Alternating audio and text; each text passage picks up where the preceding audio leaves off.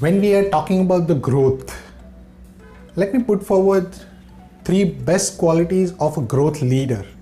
Eventually, you don't want to be an average person while chasing growth, isn't it? So let me begin with my story. When I started, I was a part of a consulting firm, and when I used to undertake the projects, whatever is the prospects or the prospective customers that we are targeting, and they give us a target like, okay, I want to increase my revenue by 20%, and there's nothing else. That's the problem statement. Now you have to work around this problem statement. What is wrong with the company? You do your analysis. There will be a lot of pros and cons that will come up. There will be a lot of proposals which will be, or the opinions which will come up. Whether it is a sales issue, whether it's a channel distribution issue, whether it is a product pricing issue, it is a portfolio issue, is it a revenue issue really, or is it a cost issue altogether? These are the ambiguities that you encounter every day in, day out in a consultant's life. If you don't develop the tolerance for the ambiguity, which I never had. When I joined consulting, I was jumping from the industry to consulting. The industry world is very systematic, process driven, and everything is done through the manual. Whereas when you go to the consulting world, or for that matter, even real life world where you are into business or you are into employment, leading a large team, a large projects, then you are bound to get those ambiguity questions time and again. And your tolerance for that ambiguity decides your success in that particular role. So, first quality you need to develop is the tolerance for the ambiguity. Then comes the second. Let me continue that story. While I was in consulting, then I moved to an outsourcing department wherein you actually handle a lot of client projects outsourcing. And when you initiate such projects from the scratch, obviously there will be a lot of ambiguities, but there will be a lot of decisions that you need to make. Okay? If client is not giving you 100% of the information, what do you do? If client is not responding to your calls, what do you do? If client is not reviewing your progress, what do you do? If your team is not performing to the mark, what are the changes that you need to make? Is it the people issue? Is it the process issue? Is it the technology issue? Are you going to address all of them or one by one?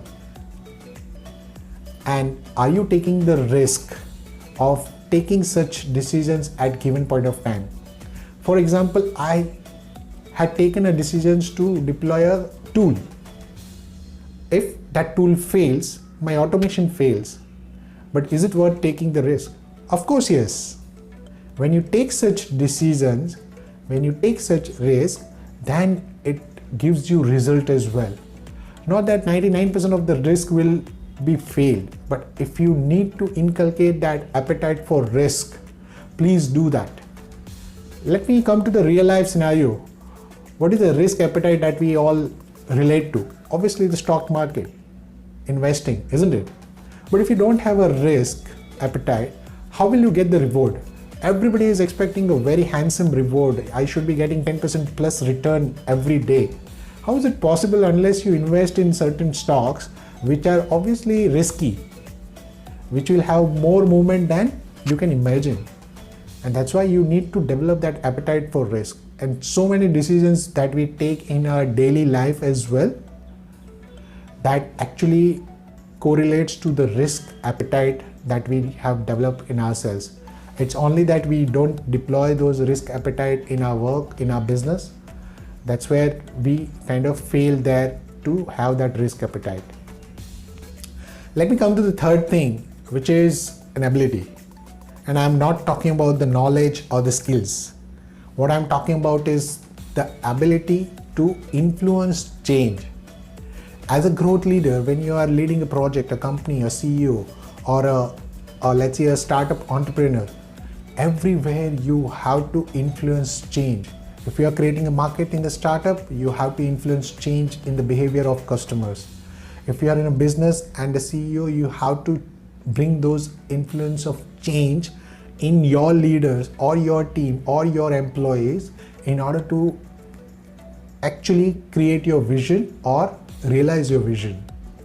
And if you don't have that ability to influence change in others, in all probabilities you'll fail.